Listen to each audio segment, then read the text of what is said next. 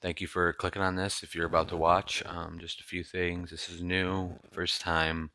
Um, I'm interested in feedback, criticism, all that. Just don't be too harsh, but let me know down below how you think I could fix it, what you think I could do better, what you think I could do worse. And one thing to apologize for, I know it's happening right now, I can see is this light over here. It's kind of obnoxious in the video, but I'm sorry, I'll deal with that next time, and thank you for watching. What is up? Welcome to the first Whackbook review. I'm glad to be doing this. I've been trying to do this for a while. I've had a couple attempts that have fallen short, just trying to get some music reviews, pop culture, entertainment reviews, just kind of general discussion on things of that nature. And the pieces have finally fallen into place. It's kind of a tough time going through school and stuff, going through college is a lot on my plate, but we finally have enough of a thing together to get it going. So here we are. We're gonna come out the gate swinging. First album we're gonna look at here is Ginger. It's a new Brockhampton tape, fifth studio album. I mean, there's not much more to say. The group's reputation and place in the hip hop scene right now kind of speaks for itself. I mean, they've garnered a lot of popularity. I think it was 2017 Saturation trilogy started. I came in a little late. First one I heard was the third one. Then I went back, heard the other two, loved it. Iridescence, maybe it wasn't as good as people wanted it to be. I thought it was awesome. I had a lot of fun with it. I got a lot of replay value out of it. And that's really all I can ask for in a record is enjoyment, replay value. I mean, I guess the standards differ depending on the artist and like a album like To Pimp a Butterfly, I know that's like the easiest one you could refer to, but something like that, I'm not necessarily saying, oh, it's not good because I don't listen to it every day. You know what I mean? It's a little different of a scale, but something from a group like this, where you look at the Saturation trilogy and you see these songs and these records that are all in your face, you can't ignore a single thing. You have to listen. It's so loud, it's so obnoxious, it's so energetic, it's so just off the walls, and this, well, Iridescence was kind of a change from that. It slowed down. It was kind of like a backwards love letter in a way to them losing. Maybe that's a bad way to put it, but let me elaborate a little more. They lost Amir. They had to move on from that. Their sound changed. They were at Abbey Road, whole different environment. A lot of things changed in that circumstance, and you get a different sound. And I really enjoyed that, and I love to see growth and development. I thought on that record, Joba and Merlin were really outstanding in terms of growth. Two that stood out to me. You look at this record, you look at Ginger. I'm gonna run through my favorite tracks here, a couple of them. You start off with No Halo. I thought this song was awesome. They kind of just, it was kind of just them talking about where they fall short, their shortcomings, stuff like that, whatever, breakups, a typical, I know that makes it sound bad, but kind of something you would expect from Brockhampton, but it was a very like introspective, amplified version of that. I thought Matt Champion's verse was a great way to kick off everything, kind of get the album going. And to clarify, I didn't listen to any of these when they were singles, so I'm seeing that some of these were released as singles. I didn't know that. Well, I knew that, but I didn't hear them. So we have back to the main things. Matt Champion, I thought his verse was awesome. So I'm just reading a couple of lyrics, see if there's anything that stands out. Uh,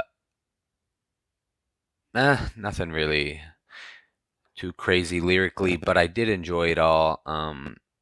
It's something about the flow he's riding with right now, sort of the way he's rapping and carrying himself on these songs that really stands out to me, and I'm just really enjoying it. Same with Merlin. Merlin kind of he hits it from all these different angles on every song, and I really enjoy it. And he had a lot of development on Iridescence, which I previously stated, but Dom's another one. Dom's verses, man, they just keep getting. I mean, this guy doesn't hold back. Used to fight all my night terrors, now I smoke the dreams. Depression put me into places where I'm stuck in the seams. I really like the way he comes out the gate with that, just kind of setting up this idea of his any trauma he may have experienced, night terrors, things he might have had to deal with and now he just smokes through the dreams. For those of you who may not use marijuana, if you know what I'm saying, it tends to suppress your dreams. I'm not 100% sure if that's where he's going with that. That's how I interpret it, and I guess that's what makes it interesting to me. Then you get Joba for a couple lines. Went to church for the hell of it, stumbled in drunk as shit. That's pretty fun. Just an enjoyable song. Get me right into the album. We have Sugar. I thought that was a good song. I did like it, but it wasn't. I wouldn't say it was in my favorites of the record. I don't know. I Let me run through my favorites here. Boy Bye is the next one of my favorites. That song that just hits me in so many different ways. I mean, first of all, you have every artist in Brockhampton, every vocal artist contributes in some way. I think. I think Bareface was on this one. Yeah, he gets this little verse. Everybody loves that.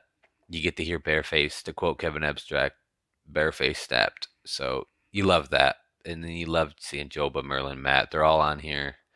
Um, Dom's verse starting it off. I like the way that they went with that. It really just got me in that little first, those four little bars he starts off with are just kind of um, the type of thing you hear it in a song and you're like, I just want to learn that. So every time this comes on, I can just rap it. You know what I mean? Because you get this fun little SpongeBob, Cotton Eye Joe type instrumental, and then you get them just rapping and having a fucking good time. And it kind of takes me back a little bit, simpler times. And you just love a song that kind of makes you feel that way.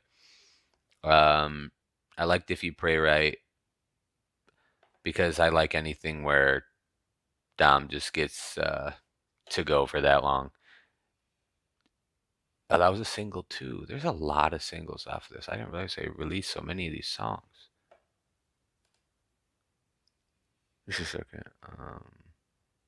Oh, Sotai was on this one. Okay, I was gonna say I didn't. I was looking at Heaven Belongs to You because I couldn't quite tell just off my ear if there was somebody else on that song. But back to my favorites. Dearly Departed. Love that one. Probably the best song on the album. Kind of how I said Iridescence was kind of an altered sound because of how they felt about the Amir situation. This was an amplification of that. They all kind of give their stake on it, and I mean they reference other things in their life and whatever. But Dom's verse really just kind of goes into it talking about Amir having someone set up to be robbed and this and that, and you thought he was on his side. I really thought that was an awesome song, and kind of the emotion I got at the end when not the beat, when the mic drops and he just rage walks out the studio. That was really kind of captivating. It was really powerful to just understand how much that meant to him, those words and that whole situation, because I'm sure that situation wasn't easy to deal with. A lot of people are like on Twitter, like, man, I know it's not, maybe he was doing whatever he was doing, but don't kick him out of the group. We need that gangster rap. Like a lot of people wanted that, and it went away from the group at least. Like they lost that sort of anchor of that grimy rap. But I gotta say, I think after listening to Ginger, it was for the better. Um, in terms of what they're doing, the ways they're growing, kind of the way Dom's rapping right now, Matt's really fallen into his own little niche. He's really just writing these. They make these beats, and he just gets in a pocket and just, and you just kind of zone out to it. And Merlin's the same way. He's kind of growing and doing. He's at the point where he's just kind of doing what he wants.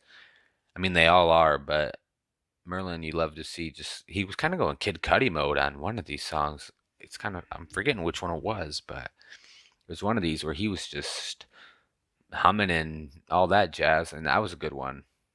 I liked hearing him step out of his. I mean, he's done that before, but each record they release, when they do those crazy things like that, and it's kind of on each record's a bigger stage. This is kind of like people were like on iridescence, so it's like, what do you do to answer that? And I think they did great. Honestly, I love this record. It's one or two in my Brockhampton rating, and hate me for it, love me for it, whatever. Comment down below. Tell me what songs you like the most, what stuck with you, and just anything else, any other albums you want me to review or talk about. Even if they're not albums, maybe other things, just let me know down below. If you made it this far, a like and a sub wouldn't hurt. Don't want to beg, but also for conclusion, I'm gonna say I'm not gonna give everything a numerical score. I know that's what some people do. Some people move away from that, but I don't think that's a good idea. I'm just gonna say if I enjoyed it or if I didn't, and a few things. Just kind of watch this. I'll talk about it a little bit, and if you're interested, then you go hear the album. I'm not gonna tell you it's a 10 out of 10 because if that's what I did, I just feel like there's too much variation over time for 10 numbers to define my scale. And a 10 out of 10, it's so arbitrary to give something a perfect score because it seems like the only way, you know what I mean? And to give something a zero is the same way. It's kind of like, oh, this thing sucks. It's just kind of I don't know. I'm not big on it, is what I'm trying to say. I guess I could have been a little more articulate there, but yeah, that's it. I mean, really, I love the album. Um, I really enjoyed it, and that's it. And I'm just trying to think if there's any other moments that were super important that I'm forgetting, but I think we got most of it covered. I mean, also like to point out you see Dearly Departed. Dearly Departed. That shit is so good. But you see that on the most viewed page on Genius for this album. So clearly a lot of people are interested in the drama. But yeah, I'll leave it at that. My opinions, final thoughts. I loved it. And that's all there is to it, man. It's a great album. It's kind of funny because this little ad for Brockhampton's best lyrics has a picture of a mirror in it, but we'll talk about that another time. Well, actually, yeah, they're doing pretty good. They almost got 1 million views on album lyrics, so they're obviously doing all right for themselves. But yeah, thank you for making it this far. If you did, thank you for watching, and peace out.